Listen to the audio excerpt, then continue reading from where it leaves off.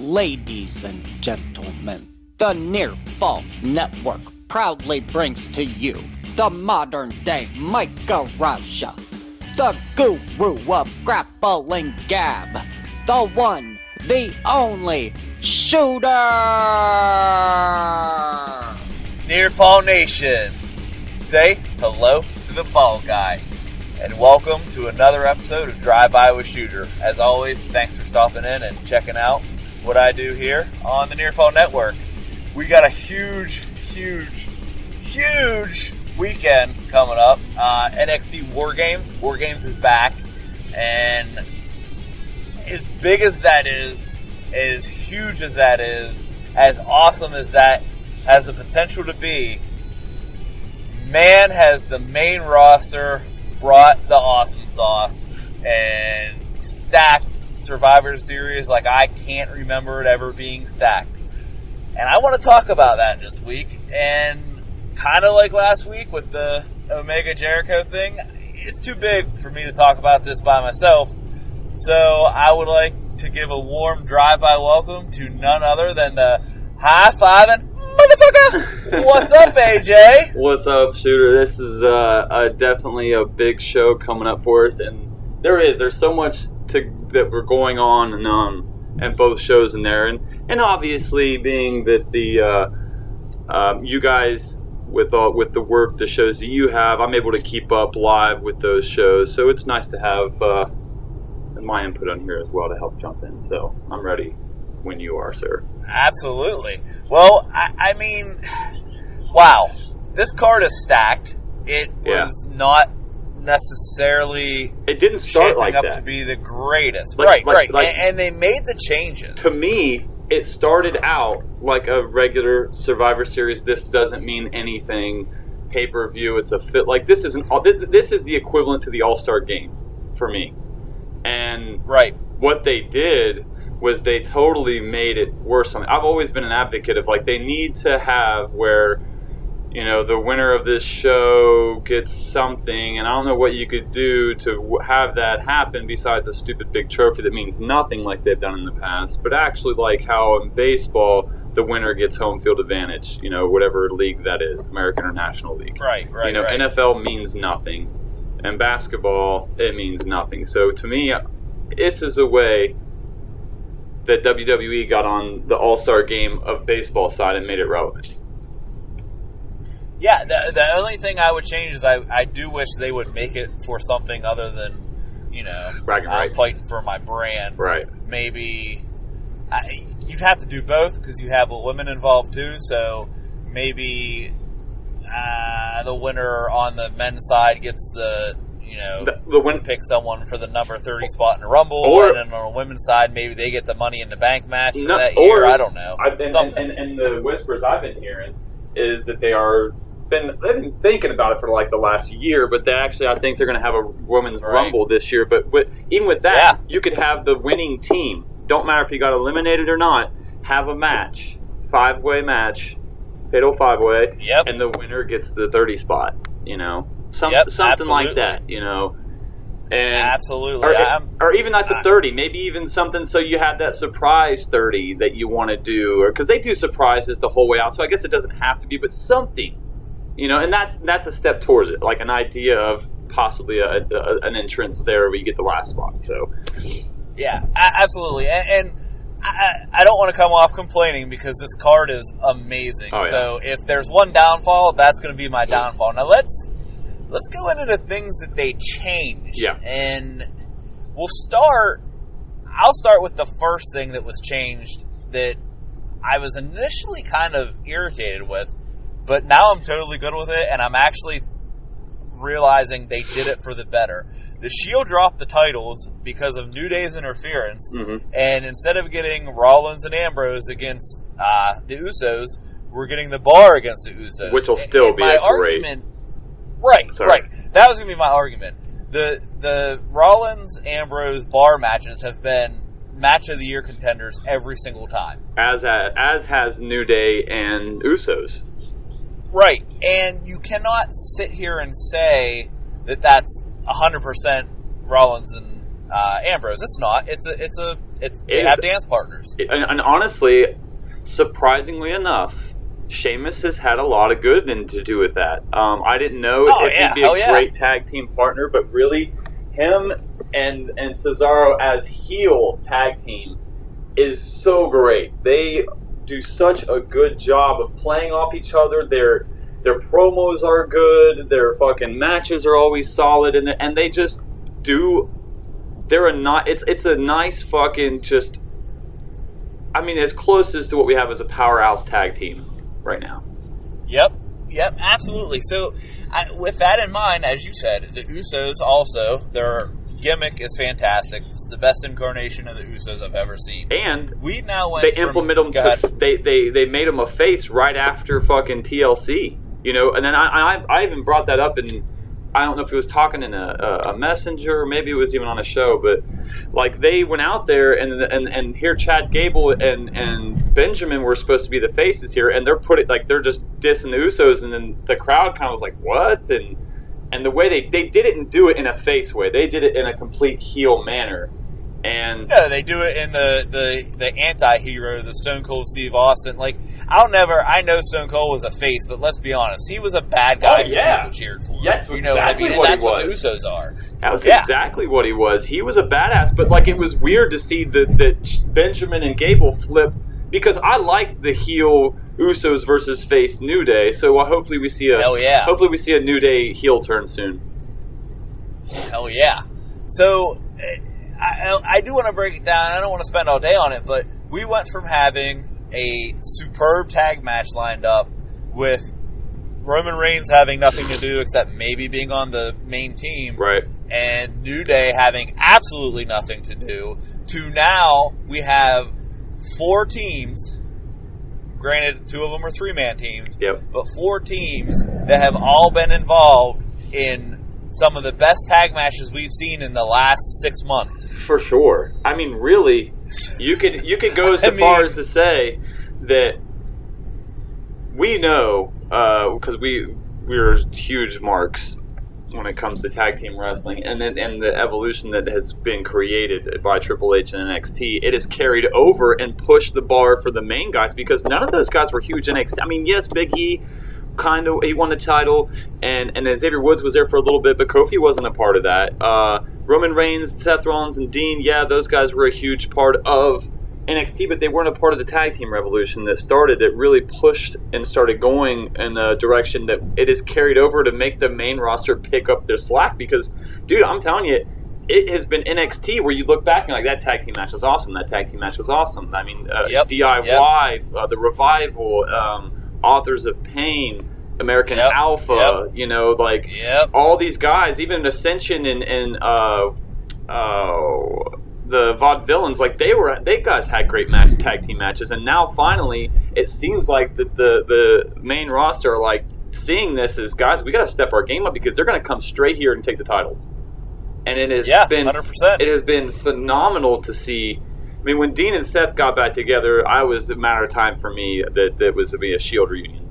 But I forgot how great their chemistry was. But I mean, if you remember, it wasn't Dean that was a part of that tag team. It was Seth and Roman, and they clicked well together. I'm just so surprised. I mean, because they did do a lot of matches where it was 3-on-3, but Dean and Seth have such great chemistry in the ring as tag team partners. They really do. It is crazy to see. And then all 3 of them, when they jumped in, one of the first times that they came back together, I was like dude came over,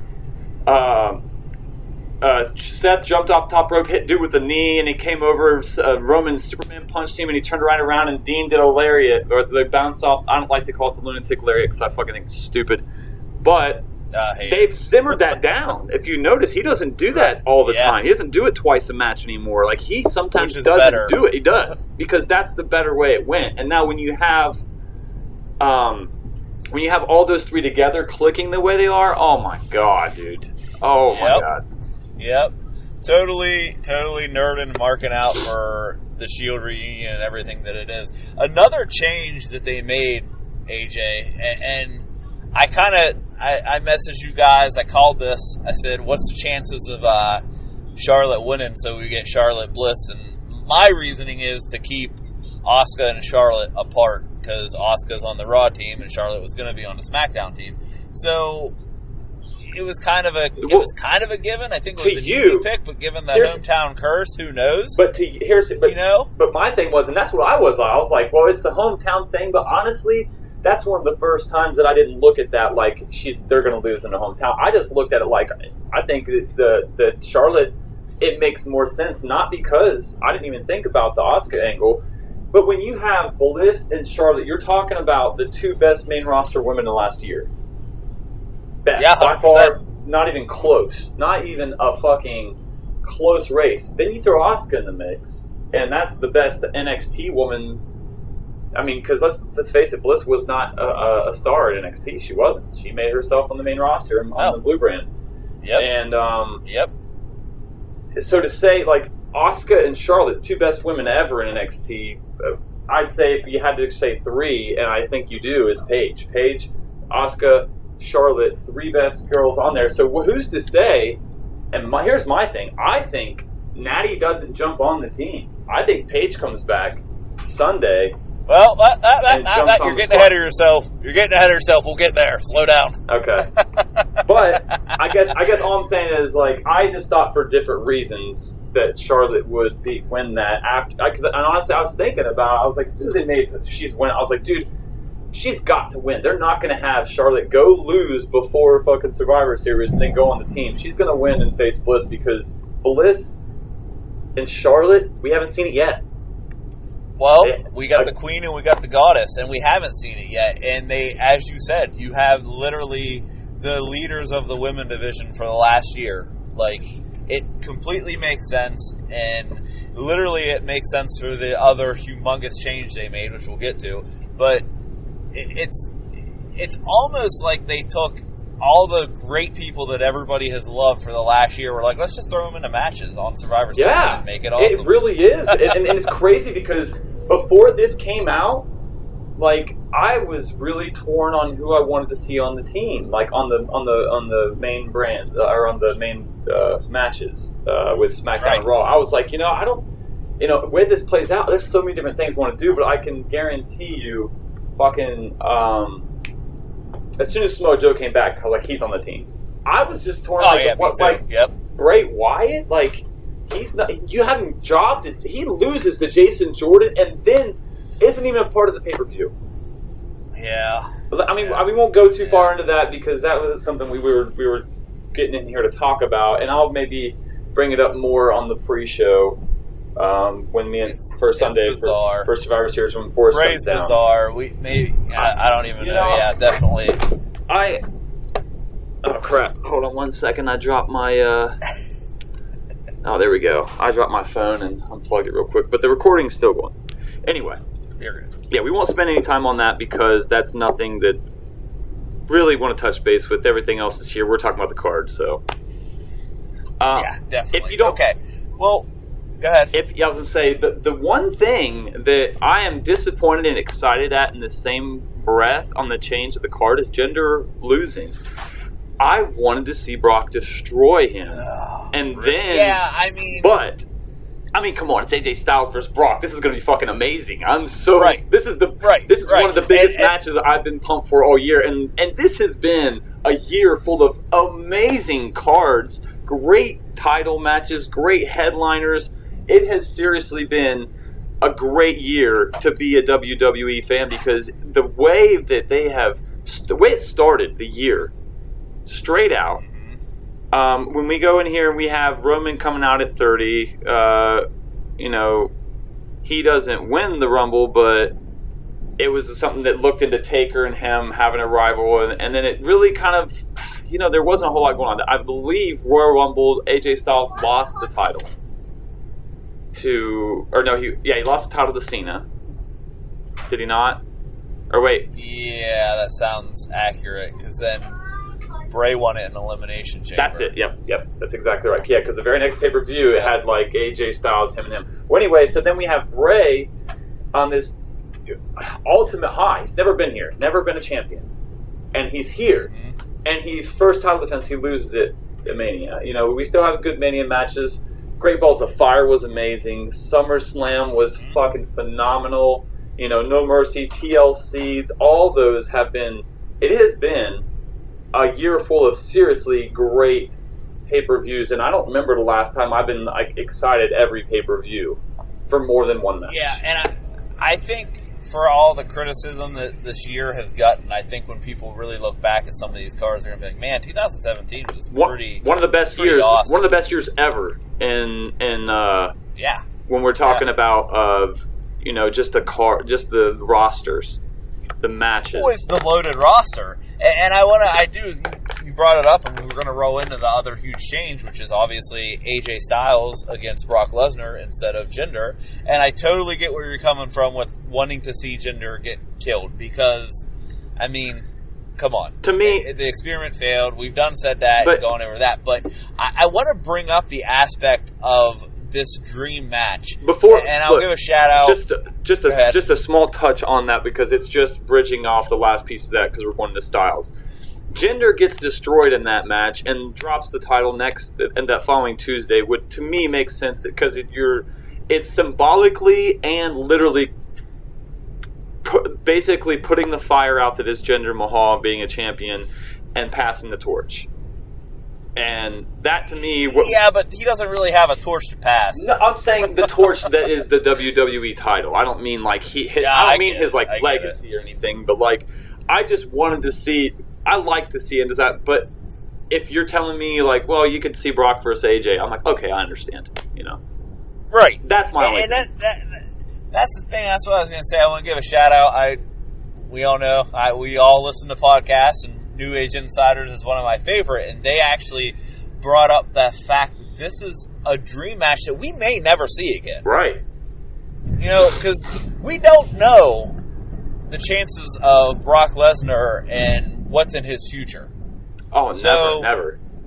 The fact that they're currently on separate brands, this is maybe the only time that we're going to see Brock Lesnar versus AJ Styles, which brings me to another point they made is, please just it's okay that Brock Lesnar is going to beat AJ Styles. Let him beat him clean. Let it be the dream match that we want it to, and then let Brock win with an F5. Okay. Let's not have Jinder come out and interfere and cause some horseshit to the one and only time that we may see AJ versus Brock. Just let it go the way it is. Because guess what? If AJ gets pinned, he's still the WWE champion, and he's not buried. But okay, nobody gets buried in this match. First and foremost, to anybody that's out there like waiting for us to pick a person that is going to lose out of this match, both people win. Yeah. But let's play. I like playing devil's advocate. I like the little fantasy part of it. What if AJ Styles wins? How does he win? He doesn't win. No. I know. No. He doesn't win. He doesn't. I'm saying he doesn't win because Brock Lesnar is not going to lose. I know, but like I said, this is the fantasy part of it. If AJ Styles wins, you obviously say he doesn't win. So there's one way he can win. What's the only way in your mind that AJ Styles wins? And I'm not saying you're picking him to win. Roman Reigns Superman punches Brock Lesnar. So you literally no way. Okay. Roman Reigns comes out, super punches Brock Lesnar, and AJ wins. It sets up Roman Reigns versus Brock Lesnar at WrestleMania. No, they're going to have to see it. What they're going to do, if that were to, that's the only way. I'm saying that it would start a rivalry for Rumble. They would have something that would do Rumble, be done, and then have something else set up. Whoever wins the Rumble goes in there. So the only thing about this that I don't know where they're going or what could happen with it is I was picking AJ Styles to win the Rumble this year. With him with the strap, does Shinsuke win? I don't think so.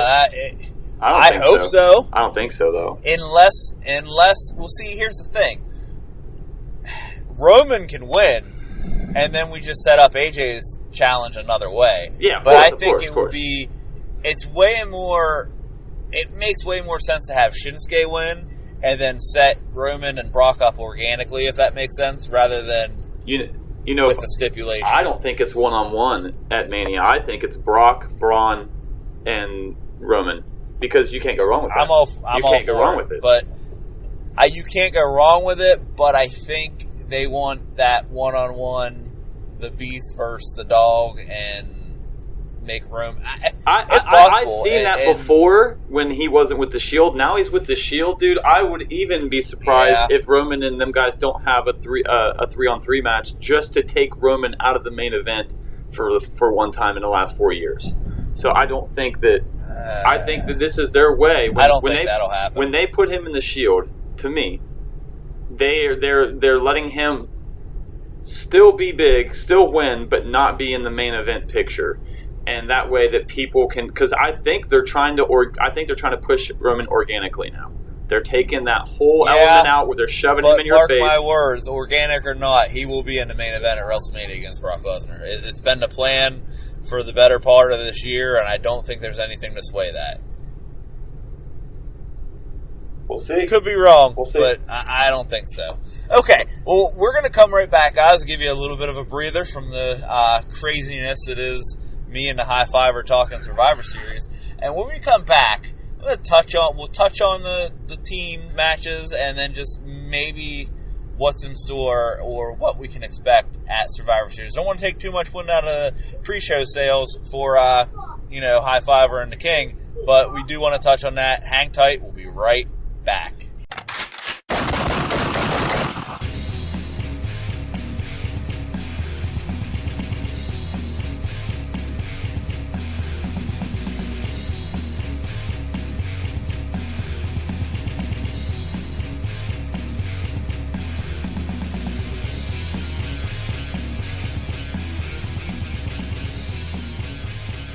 Welcome back, Nearfall Nation.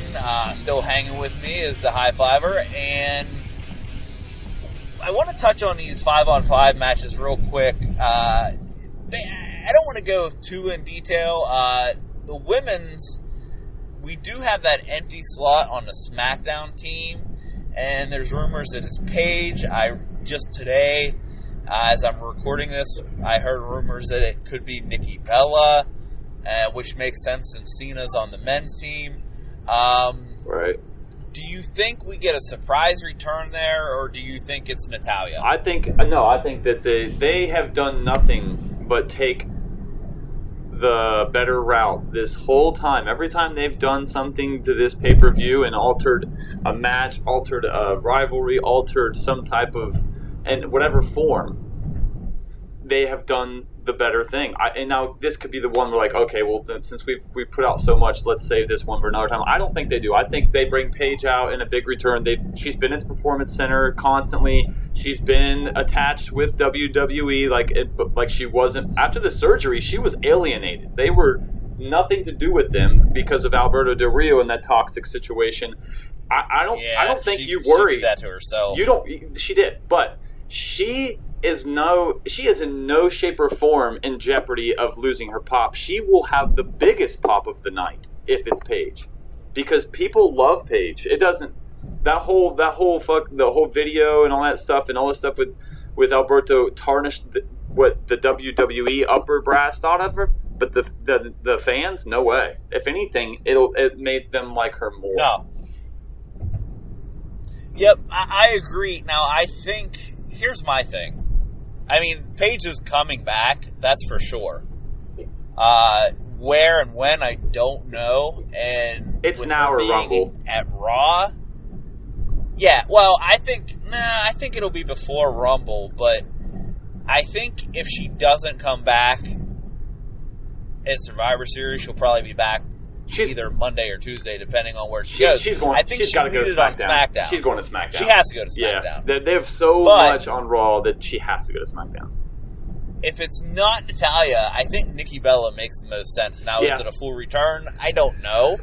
But I at that same token, who wins this match? We don't have to get complete predictions, but for at least the 5-on-5s, I'm picking Raw for the simple fact that Asuka's on the team, and I don't think we're going to let her take a pinfall or even a count out. I think Raw's women have to win, right? But I think there's only been 11 sweeps ever in Survivor Series history. I think we see 12. I don't think that I don't know. I mean, it's hard to say because, look, here's where I look at it. Nia Jax. depending on who starts, if you have Nia Jax, Bliss, Asuka, holy crap, dude. Well, Bliss isn't on there. Oh, you're right. I'm sorry, not Bliss. It's Banks, Bailey, and Bailey Banks, yeah. Bailey Banks and Alicia Fox, which is so weird. Yeah. So weird. I think they just Fox could take the pin. I give credit. Fox has been like low key a solid player on this roster off and on for how many years? And good for her that she gets to captain this team. Yeah, no, really though, because like they threw it out there for her to win and get this, and it was to me. It was like she even brought it up. She's like, I only have a T-shirt. Next week she has a T-shirt about her being crazy, and then she's running the team. I think this is some way to push her. So I don't know if she takes a pinfall. I think there's a possibility they go in there and kick the crap out of them. Maybe I think Charlotte gets pulled out by Natalya, which sets up a rematch for that for next pay-per-view. So she'll get counted out. Be done with that. And Charlotte's not on the team. Charlotte's Peyton Bliss. You're all confused. You are so right. Holy crap. Okay, the women's one I'm a little behind. That's my fault. Okay, these last-minute changes have been so good that our minds are blown. Yeah, no, it is. It is. But, okay, Charlotte not being in there even more solidifies that this is a sweep for me. I think Raw completely dominates this. So you don't think anyone's even eliminated from the Raw team is what you're saying? No. I don't. Wow, that is a bold prediction. Yeah, I think that it is a clean sweep from Raw. Like I said, Asuka, Asuka, Nia Jax, Fox, Bailey, and Banks.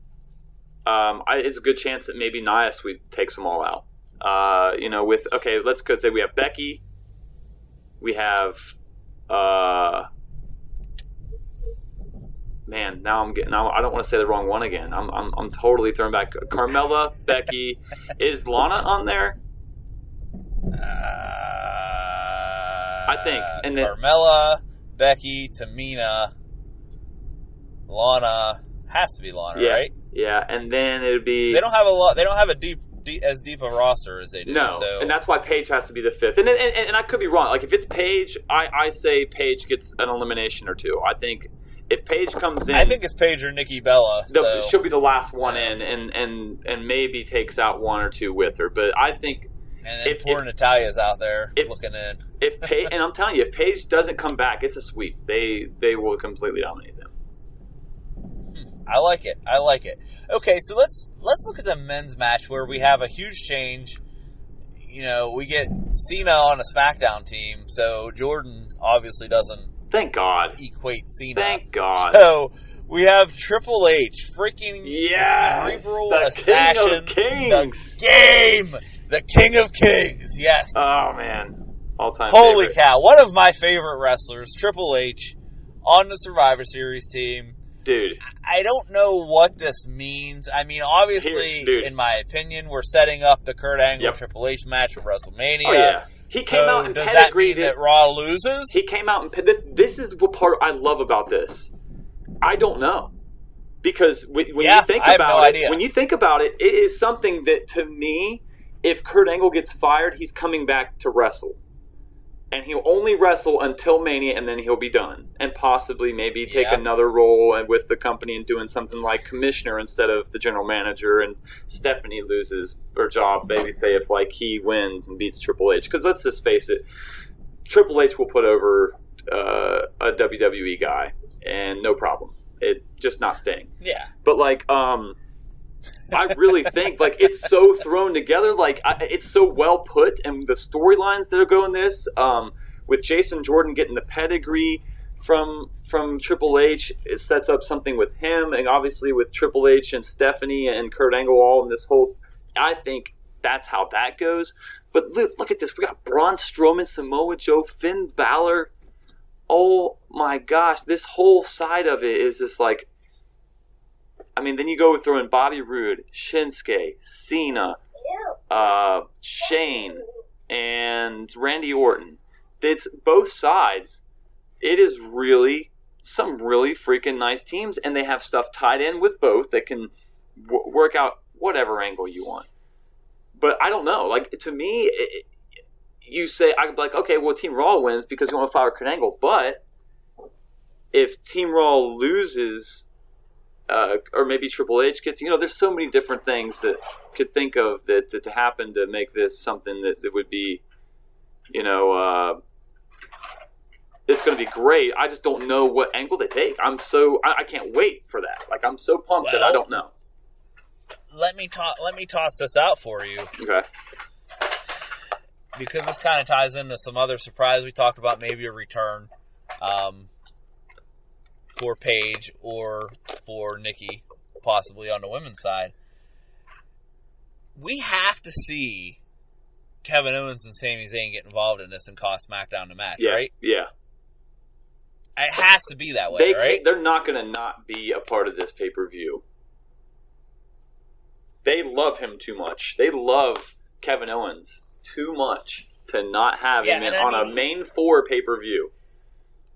Even and I don't know what I believe. The rumors of, they got sent home from the UK tour and they're hard to work with. And I don't know how much of that I believe. Maybe something, as, King of Nerds and I talked last week, maybe it was something as simple as they ribbed the wrong person and they just wanted them out of their face. I don't know. But everyone seems to quickly forget this is the man. Kevin Owens is the guy who got to manhandle Vince McMahon. Yeah. Kevin Owens is the guy. Yeah. Kevin Owens is the guy who has had a championship around his waist more than he hasn't in his WWE career. By a long shot, too. And this is also the same guy that just got off a pay-per-view of beating Shane McMahon's ass. So, there's no way he doesn't go in and not be a big... I'm not even talking a small part. I think he is a big part of the deciding factor of the match. So I even have a hard time thinking that he's not, he's hard to deal with. Maybe he's got creative, issues with creative from time to time, but this guy, they obviously have good expectations and want to do stuff with him. So I can't see where he would be mad because he's, like I said, he's been a champion more times than not. Yeah, I don't see that. I could just got to work with Vince McMahon. I could see him maybe he was thinking he's not liking the idea of not being in the Survivor Series, but I mean they're building. The story was building with the Shane McMahon thing, and now Shane McMahon's putting the pride of SmackDown online. I just think there's too much there for this to be a legit issue backstage and not just be something that got blown out of proportion on the internet, and we're all going to see Kevin Owens and Sami Zayn screw Shane McMahon and cause absolute chaos, and then that's going to make Tuesday night even more fun. Oh, yeah. Dude, I'm telling you, because, that's the thing. When you have Kevin Owens, the guy that's handpicked by Triple H to lead the WWE when Finn Balor went down, when they had a whole plan for this guy was going to be champion for a while, and they had to scrap all that, start over, and ran with a great storyline that attached other things to it with Seth Rollins, with Roman Reigns. You had all these different things because, the one change with Finn caused a ripple for everybody else. With Roman and Seth, and Seth turning back face and then going against Triple H and finally getting that Mania match. There was so much tied into it, and you have this guy Kevin Owens that the only time that I think that he's a guy that CM Punk, Austin, The Rock, you don't need to give him a script. Let them go out there and run their show. And I think that's the only thing that they could have been dude, look, we asked you to be like this and you ran off, and it was probably better than what they said, which it usually is because he's freaking amazing. But Kevin Owens, as much as you like him, he is so good at making you hate him. Because nobody likes everybody loves to cheer for Kevin Owens, but he's so good at making you forget about how much you love him and how good he is of a performer on the mic, in the ring, outside, that he can make you hate him still. And that is fucking true talent. When you love somebody, Absolutely. but you want to boo him so much. Absolutely. That's why he's one of my current favorites. Well, all right, I want to wrap this up. We talked about a good part of Survivor Series, but I don't want to take too much away from the pre-show that you guys are going to do, you and the King of Nerds, Facebook Live, exclusively on the Nearfall Network's Facebook page. And don't forget, tonight is War Games, NXT War Games. Card looks solid. Even when they don't have a super solid looking card, NXT always puts on a fantastic pay-per-view. I plan on going live a few minutes after. Look at the Facebook page for updates, and I will review that and hopefully talk to some of you guys and get your opinions on the show. Other than that, we got, like I said, our pre-show with none other than the high-fiving motherfucker and the King of Nerds on Facebook Live. Do you have anything you want to say to the Nearfall Nation? I have actually one thing left, and it's for you. Okay. Brock versus AJ, is it the best match of the night? Wow. Is it the match of the night? I feel like Brock will be super invested in this. I do too. So I think that there is massive potential for that. But I'm going to be honest. Both tag matches, the 3-man tag and the regular tag matches, have absolute unlimited potential to steal the show. Yeah. Okay. But well, because of that, I'm gonna say, man, dude, I don't even know. I'm gonna have to go with Shield versus New Day because it's 3-man. There's a lot more options, and all 6 men are gonna be totally pumped for this. So I'm going Shield New Day for early match of the night. But we'll see. I think match of the night will go to the Styles and Brock. That's why I was asking. I think that Brock is able to toss AJ around, and AJ's able to fly around really well. So I think it's going to be a lot of high spots are going to hit, a lot of high flying, high risk, high reward type match. I think it may not be a long match, but I think it's going to be a great one. I like it. Well, I'm pumped for Survivor Series. You're pumped for Survivor Series. All of you out there listening, you should be pumped for Survivor Series too. And don't forget, stick close to the Nearfall Network. We'll probably be doing some live updates if you can't watch the pay-per-view. And all our post shows, Survivor Series. Are you guys we might get the High Fiver and the King doing the post show for Survivor Series. He's got a long ride home, so it just depends on how the pay-per-view and everything goes. Because we're not watching War Games until tomorrow, so because we're gonna watch it together, do our pre-show, and then watch the 6 hours of pre-show wrestling. So it should be a pretty long day for that. Yeah, it'll be a long, exhausting day, but hopefully fun. Great. Either way, we will cover you some way, shape, or form, be it them on the post show or me on a post show on Monday, recorded post shows. So we will take care of you and give you the big wrestling hug that you're going to want after what should be a super amazing Survivor Series weekend. Guys, I say it every week. It's been real. It's been fun. Catch you next time.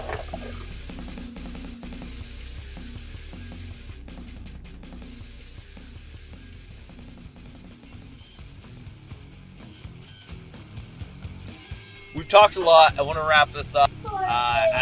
There's matches we left out, but I know you and the King of Nerds are going to get to those on your pre-show Sunday exclusively on Facebook Live, guys, so check it out. And before we go, I also want to make mention tonight, NXT TakeOver War Games. It should be interesting. The card looks pretty solid, and even when NXT's cards don't look solid, they end up putting on a great show. I plan on going live for that as well to do a post-show. Tonight? Yes, tonight. I thought it was Saturday. Saturday. We're recording, AJ. Come on. Pull the curtain around. This airs Saturday. Gosh damn it. Don't worry. I have editing abilities. I'm off my game. That's okay. Let me start that over. I'll cut all that out. Hold on. I had to get that out. Okay, you're good. Okay, here we go. Let me think. Okay.